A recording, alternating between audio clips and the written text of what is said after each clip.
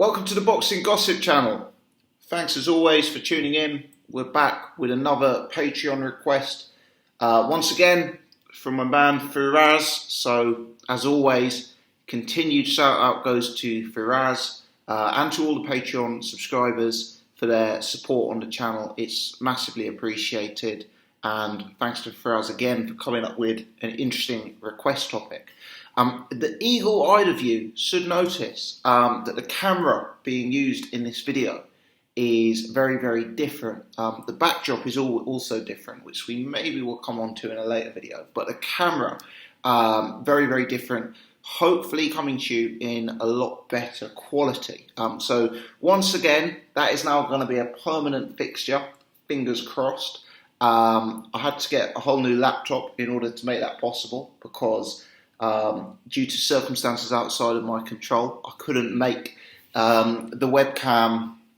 I couldn't install new webcams on the old laptop. So another shout out goes to the Patreon subscribers whose support has made that possible. Anyway, without further ado, let's get into the main topic and content of this video, which is an overview and a sort of general look back on the two Mike Tyson versus Ruddock fights that took place in 1991. Were these good performances from Mike Tyson? Did he make it harder than was anticipated? How did he look in the first fight compared to the second fight? Was there evidence of decline from Tyson in the fights, etc., etc.? Lots of themes that we will pick up upon as we go through the course of filming this video. One thing I will say, I'm not sure I'd actually ever seen these two fights before. I might have seen clips of them, might have seen highlights of them. I've certainly seen one or two moments from them. I've certainly never sat down and watched the two fights. And since I've started doing these Patreon requests, the Patreon subscribers have actually inadvertently massively increased my knowledge and enjoyment of some fighters from days gone by. I've watched some absolute barnstormers. Bo Holyfield is the one that particularly stands out. But yeah, these Ruddock-Tyson fights, real good fights, entertaining scraps, wars, brutal fights. And if you're a fan of heavyweight boxing and you've got a spare amount of time, you want to look up a good fight, you could do a lot worse than looking at Mike Tyson versus Ruddock, 1 or 2. In brief, I'm not going to talk you through the fights round by round or punch by punch or anything like that. In brief, I would say Ruddock was a much bigger man than Mike Tyson. He stood about 6'3", and in terms of his frame, he looked like a bigger man. And he is a guy who, really came to fight. He took a lot of punches, he took a lot of punishment, he showed a lot of chin, a lot of heart, a lot of grit, a lot of determination, however you want to phrase it. And he came to throw down with Mike Tyson. Ruddock did not come out to use his size to tip-tap with a jab, to dance around the ring. He did not come out to outpoint Mike Tyson. He came out swinging for the fences. He came out looking to land his famous left-hand hook, which was known at the time as the smash, looking to take out Mike Tyson.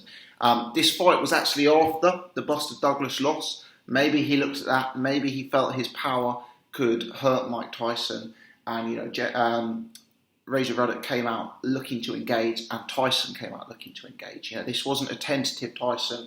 This wasn't a Tyson who, went into his sell-off that lost to Buster Douglas. Here you have two juggernauts coming towards each other, two of them throwing heavy leather, two of them at times abandoning defence and making offence the priority, and really going at it. And it makes for a war. It makes for a great heavyweight contest. It makes for some back and forth action. And you see a lot of very, very heavy punches landed. So maybe before we get into it, let's just give a little bit of background, a little bit of history, because I appreciate there'll be people watching this video who are regular subscribers and regular viewers to my channel who maybe haven't seen fights from years gone by, and maybe weren't around at the time this fight even occurred. So the fight was in 1991. Ruddock had something of an amateur career. You wouldn't necessarily think he was an esteemed amateur from watching this, because there are certain fundamentals that are potentially lacking, and there's a certain approach to the fight that doesn't make you think of a sort of well-schooled amateur necessarily. But Ruddock had a decent amateur career, highlight was a big win over Lennox Lewis in the amateurs. Upon turning pro, I think there was the consensus that Razor Ruddock was largely written off quite early on in his career, because I think he took a TKO loss to a journey. But no, I haven't actually seen that fight, but I think what happened is his corner had to throw in the towel during a fight with a journeyman because he was suffering breathing difficulties. And I think Ruddock, throughout the early stages of his career, did have this sort of respiratory condition, for want of a better term, which did affect his breathing and obviously affected his performance in the ring. And the medical advice seemed to be that he should throw in the towel on his career. I think the public was certainly guilty of writing him off. And after taking that TKO loss to a journeyman, he had a break and then he came back. He obviously had to undergo treatment and change things up. But he came back and then put together some big wins, started to go through the heavyweight division and became a real feared operator. So, respect to Razor Ruddock for doing that. It's kind of an interesting story. Amateur career, goes pro, breathing difficulties, written off, starts to climb the ranks and then becomes known as one of the most feared men in the heavyweight division. He was famed for his power. I actually think one of the big boxing magazines, I'm not sure if it was The Ring, but one of the big boxing magazines did a top 100 punchers of all time list, and they had Razor Ruddock well in that list, let me tell you. So that kind of tells you. My take, having done a bit of research on Razor Ruddock ahead of looking at this video, is as his power became more and more established, he kind of fell in love with it to an extent. When he turned pro, he had that amateur career. There was a lot more of those amateur fundamentals on display. If you look at early Razor Ruddock, he's a guy who comes out, he jabs, he moves, he boxes. There's a lot more classic ABC boxing technique. When you look at peak Razor Ruddock, when you look at Razor Ruddock in his big wins, Razor Ruddock in the 2 Tyson fights, that approach is dead and gone. He's not jabbing. He's not looking to use that sort of amateur pedigree. He's looking out to throw absolute haymakers. Hooks, uppercuts, bent arm punches, if you like that phrase. But there you go. So let's talk about it. So this was Tyson obviously took the loss to Buster Douglas. He has 2 comeback fights. I believe he wins both by first round KO, but don't quote me on that. He wins both in very easy fashion, let's put it that way, including an undefeated opponent who was highly touted. And I believe at the time Evander Holyfield is the consensus champion. He's gone and beaten Buster Douglas in the interim, etc. So you got Evander Holyfield as the consensus champion. You got Mike Tyson as the number 1 contender, and you've got Razor Ruddock as the number 2 contender. And the 2 guys square off basically 1 versus 2 in order to decide who is the one to take on Evander Holyfield, almost operating as like a sort of final eliminator for the unified titles. There had been serious talks of the 2 guys fighting in the past, fighting in '89. At the time, Mike had pulled out with some sort of health conditions. A lot of people were sceptical of that. People seemed to think that Mike was docking the fight, especially with Razor Ruddock's feared reputation as a puncher. So, it was an exciting fight when it was made. I believe both the first and second fight were massive pay-per-view events. And this really was, huge heavyweight boxing at the time. So, bell rings, first round starts, and straight away, both guys, as I've already said, are throwing massive heavy leather. One thing that's obvious from the first round is there was bad blood in the build-up to this fight. There was bad blood in the build-up to the second fight. And it's kind of quite a rough house fight. Tyson punches very badly after the bell. One of the clearest punches after the bell you're ever likely to see. He literally throws a punch, connects with Razor Ruddock after the bell, and then looks to follow it up with a combination. Douglas, he's swinging from the first second. He's leading with that left hook, the smash. Douglas is having some success. He's landing on Mike Tyson. I thought Douglas, when he did use it in the first fight, had great success with the straight right, the right cross, and even with the 1-2 jab cross combination. He's got surprisingly fast hands. You can see, just from the way he throws the punches and the way they travel through the air, you can see that they're hard, snappy, powerful punches. As for Mike, he's winning the rounds. I'm seeing some differences between the Mike Tyson of, maybe like the late 80s.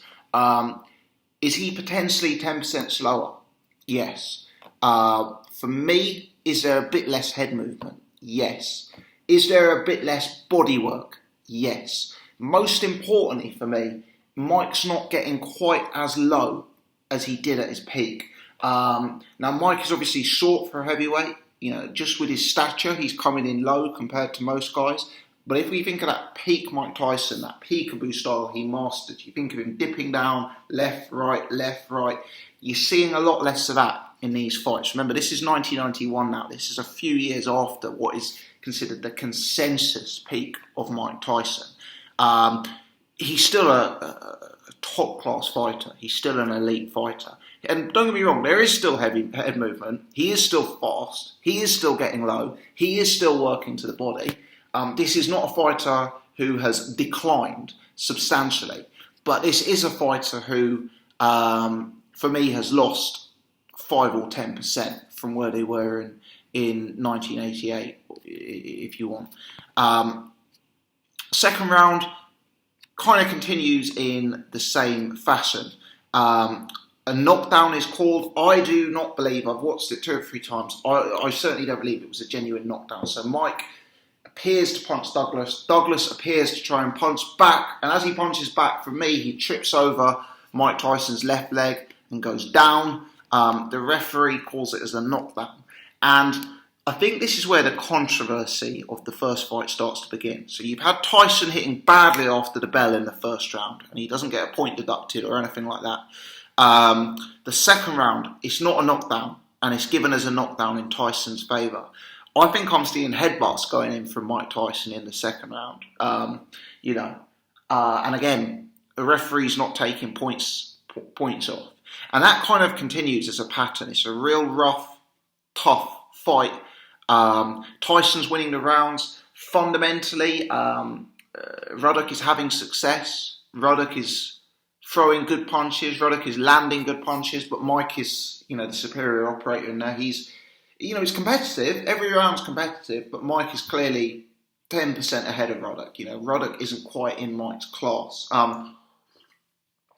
Both guys are showing, great chins, great beards, better beards than this one anyway.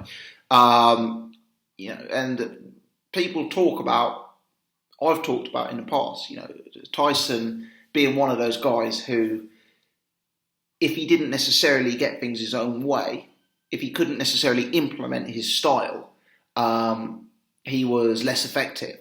And I still believe that to be the case, that, for Tyson to really be at his peak, he needs to be able to dominate and enforce himself upon someone. But what this fight does show you is the chin of Mike Tyson, because he eats some huge punches from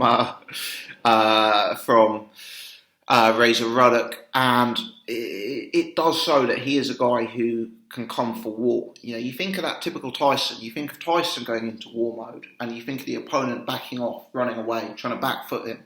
Here, both guys go to war. Now, in the Holyfield fight, Holyfield gets the better of Mike adopting that approach.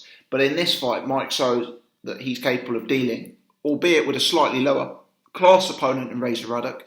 He deals with a very, very good class of opponent, and the two guys go straight at each other. So questions are answered about Mike. Maybe Mike wanted to prove something after that Buster Douglas defeat. Maybe the nature of that defeat, the way the fight ended. Maybe Mike wanted to show that he was still the baddest man on the planet. He still wanted to show that he, would come for a war. He still wanted to show that he had, that durability, that punch resistance, etc. Ruddock is a very good fighter. Is Ruddock an elite fighter? Is he up there with the Lewises, the Bows, the Holyfields, the Tysons? No. But if you think, he's not elite level, but he is the kind of fighter that you would say is world level for the era, if you like. He's got some good wins on his resume. I'm trying to remember who it was he beat. I think he knocked out Bone Crusher Smith and Michael Dokes as well. So, he had some good wins. And he had good hand speed, good size, good technique when he used it. and real good power, obviously. But for me, his approach in this fight against Tyson is ill thought out tactically. He's having success with the 1-2, but he doesn't throw it at all. And he's trying to land that left hook, and Tyson's reading it nicely. Tyson's ducking under it. He's throwing an uppercut, but he's throwing an uppercut from so far out, it's easier to read. And he's just standing, like, he's not fighting from the outside. He's not really fighting from the inside. He's kind of fighting from that mid-range, and it really is playing into Mike's game. And as the middle rounds go on, Tyson's winning every round. For me, I don't think Ruddock is winning a single round. So they're competitive, but I think they're all going to Mike. And the more I look at the fight, the more Ruddock is just about starting to tire, the more punches he's starting to take, and he's getting hit more and more often. In the 6th round, there's a famous scene where I think there's about 5-10 seconds left in the round. Ruddock punches Mike Tyson, and Mike Tyson sort of goes, hit me again, puts his chin up, puts his hands out. Tyson fans love that moment. My take, honestly, is that on that night, Tyson knew that he could take the power of Razor Ruddock. Maybe it was a bit of showboating. Maybe it was a bit of ego. Maybe it was wanting to tell the crowd, look, I'm back after that Buster Douglas defeat. I'm still the baddest man on the planet. I'm in with a famed, feared puncher, and look, I'm putting my chin up in the air, telling him to hit me again. For me, there's a lot of that. And the 6th round come to a close. Tyson comes out, and again, it's a hard fight again in the 7th. And the 7th is where the controversy begins, because in a fight where the refereeing does appear to have been in the favour of Mike Tyson, the ref stops the fight after Tyson lands a combination, and Douglas, appearing on unsteady legs, wobbles back to the ropes. Tyson goes to follow in, the referee jumps in and waves it off. For me, very, very interesting. The crowd go berserk, there's a riot in the ring, the referees have to be rossed out by security, there's huge controversy. This moment for me tells me how much the sport has moved on since 1991. Let me tell you, if that stoppage happened now in 2018, there would be no controversy whatsoever. I think it was a really good stoppage, and I appreciate history remembers it as a bad stoppage. But for me, Ruddock was in all sorts of bother. He's taken a beating, he's lost every round, the punches Mike has landed on him, he's starting to tire, he's very, very open defensively. You can see the fatigue and the deterioration in his game in round 6. Round 7, Mike sticks it on. Mike goes through the gears. He lands that combination. And Ruddock is not on steady legs. His legs are wobbly as hell. He lumbers back to the ropes. Tyson is obviously going to, follow it up. Tyson's going in there. There's another 4, 5, 6, 7 punch combination coming. You just know there is. And is a possibility Tyson would have finished it right there and then. I can't see the fight going another 2 or 3 rounds. I really can't. I think it was a good stoppage. I think it protected Razor Ruddock. I think it was a one-sided fight. It was a good fight. It was a competitive fight, but it was a one-sided fight, and it was only going in a single direction. A lot of the controversy surrounds the fact that Razor Ruddock didn't go down. He didn't go down in that 7th round, but his legs were so unsteady, and he was on the ropes, and he was wobbling all over the shop. This was no Joshua to Cam stoppage. This was, for me, compassionate and the right thing to do. I'm probably looking at this with 2018 eyes. Maybe if I was there in 1991, maybe that was out of sync with when typical stoppages were called in boxing fights. So maybe I'm not factoring that in. But I'm amazed at the amount of controversy there was. And really, that's why the rematch was called. There was a rematch very quickly afterwards, just a couple of months afterwards, and it was because there was such an unsatisfactory result with the first fight. Now, for me, that rematch wasn't actually essential. It wasn't an essential rematch because the first fight was very definitive. Ruddock showed heart, he was entertaining, But Tyson, for me, was a level above in most departments. He won every round and put a bit of a beating on Razor Ruddock, albeit in an entertaining fight. I don't really see the need for a rematch, having watched the first fight. Maybe it was Don King making money out of it, because maybe, boxing fans love a rematch. We saw that in Froch Groves. The controversial stoppage in the first fight made the rematch so much bigger.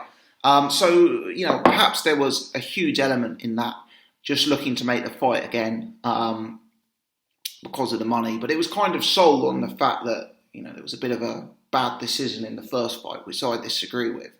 Rematch came around very quickly. A few quotes from Tyson saying it came around far too quickly, saying that, he didn't want it quite so soon afterwards. I've watched some of the pre-fight build-up for that rematch. Mike is visibly heavy. He's visibly a little bit fatter in the face. I wouldn't say that to his face, but I'll say it sitting here.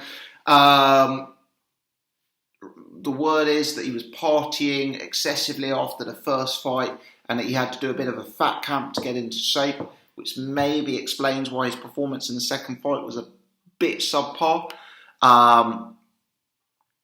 But yeah, there you go. So the fight for me follows a very similar pattern. So because I've already been rambling on for 21 minutes and there's still loads of stuff I want to cover, I'm not going to talk through it piece by piece, but I would say it follows a very similar pattern. Straight away, both guys are going for it. There's knockdowns with Ruddock going down. For me, again, not the cleanest of knockdowns. For me, it looked almost at times that Ruddock was tipped over. It's dirty. If I recall, and it was a couple of days ago I watched this fight, so apologies if I get this wrong. If I recall, there were 3 separate headbutting incidents with Tyson where the referee stepped in and deducted points. Overall, and I know there's a lot of quotes surrounding the fight, a lot of quotes saying that this is the beginning of the end for Tyson. Tyson's not the fighter he once was. Overall, it's very notable how upright Tyson is in the fight. Tyson wins the fight. It goes the distance. Tyson wins it by UD, wide scorecards. I think the judges give a round or two to Razor Ruddock on the whole. So, very similar pattern. Entertaining fight.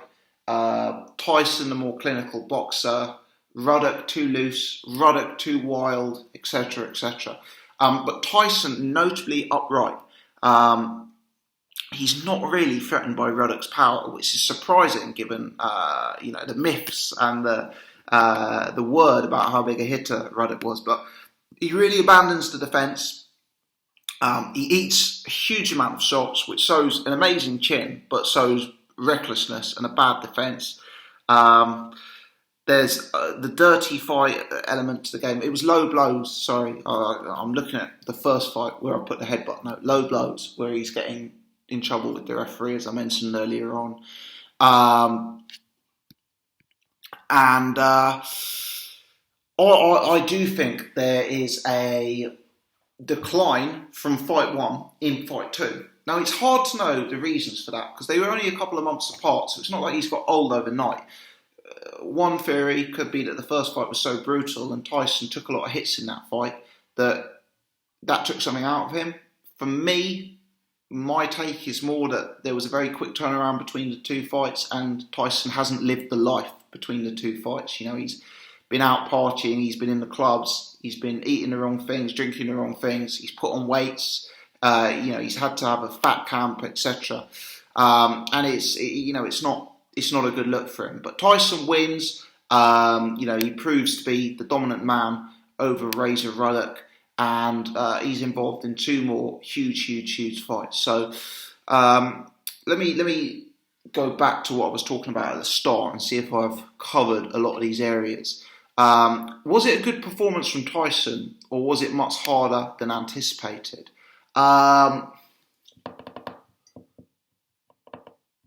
It's hard to simply state if it was a good performance from Tyson.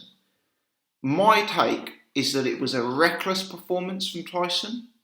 It was an irresponsible performance from Tyson, particularly defensively irresponsible, but nevertheless it was a good performance because He was dominant in both fights. They were competitive, but he was dominant in terms of winning the rounds and beating the opponent. And I do believe there was a lot of ego at play, especially after that Douglas loss. I think he needed to get some of that aura back around Mike Tyson. Was he better in the first or the second fight? Definitely the first fight. Did he show the toughness and grit? Most certainly he did. In terms of the differences between these fights and peak Mike Tyson, for me, there is big changes. Just to go over them again. Speed, slight decrease. Head movement, slight decrease. He's much more of a headhunter, much less body work. He's getting a lot less low. He's a lot more upright.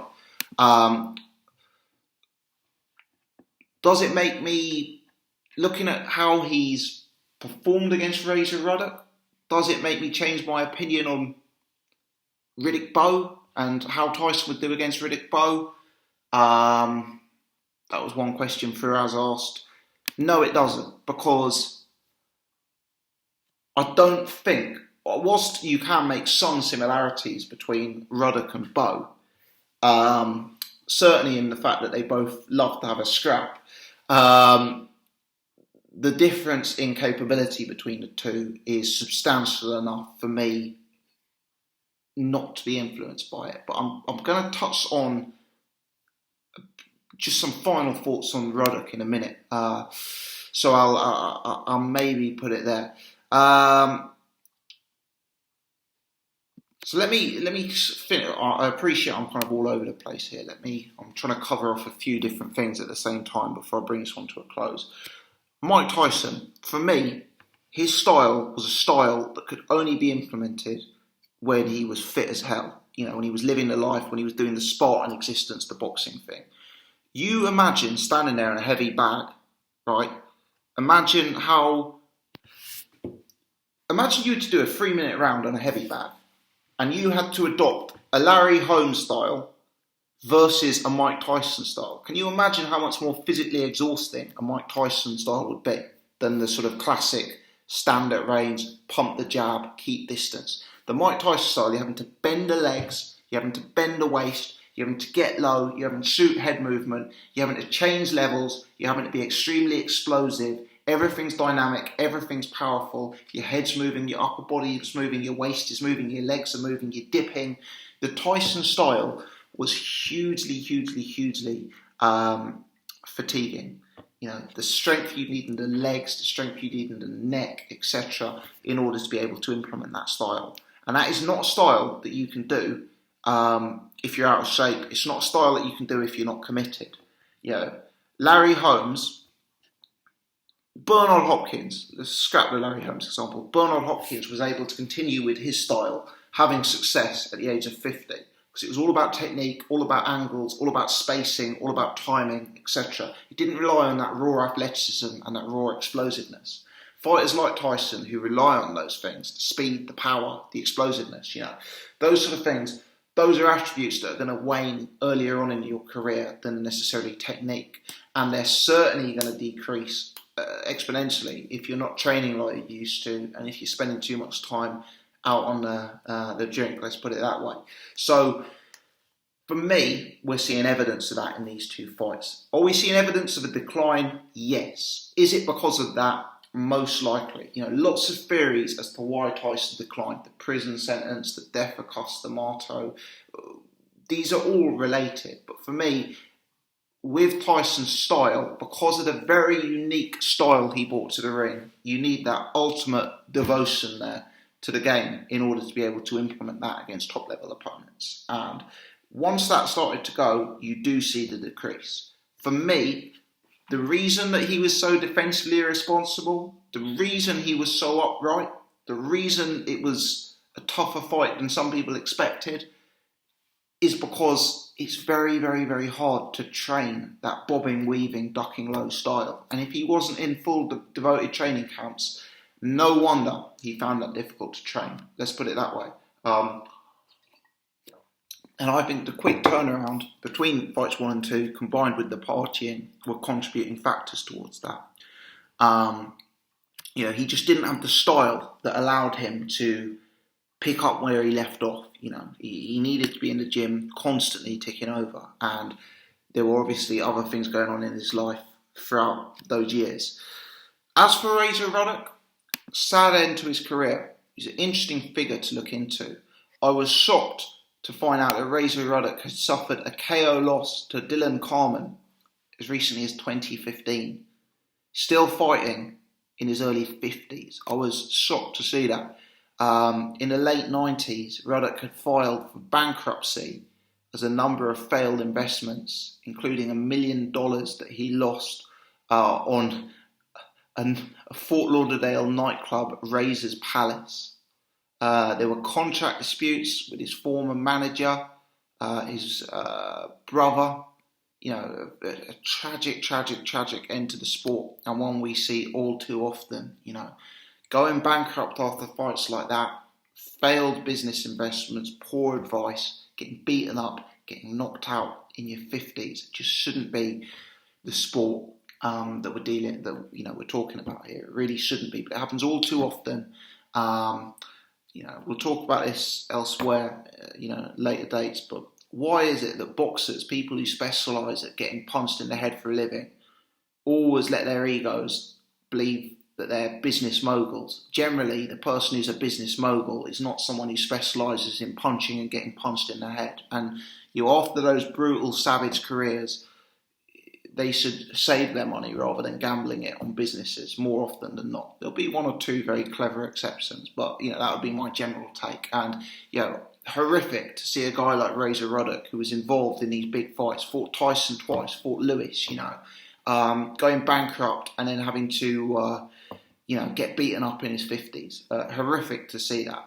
For me, he's another fighter who I will put into the list of could have achieved more than he actually did. The truth is, did Razor Ruddock win something of note in his career? Not in terms of titles. He lost to the marquee fighters he fought. He had some good wins, which I've referred to in this video. But he could have done more. With that power, he could have done more. For me, when I look at Ruddock, that abandoning of technique, that departure from his amateur pedigree, that refusal to use his straight punches and his hand speed, and that fascination and falling in love with his own power was to his detriment. And it meant that he didn't enjoy the success in certain fights than he should have done. Tyson made these fights. Tyson and Ruddock made these fights entertaining fights. They're great fights to watch, but the gulf between the two men is there. It's not that Tyson is out of his league, but it is that Tyson is clearly operating at a higher level. And for me, this is a Tyson who isn't fully wound up, especially in the second fight. This isn't a Tyson who's had an ideal training setup. This is a Tyson who has abandoned that sort of classic peekaboo, that defensive approach, and those are traits that we saw continue throughout Tyson's decline. This is the early stages of that decline.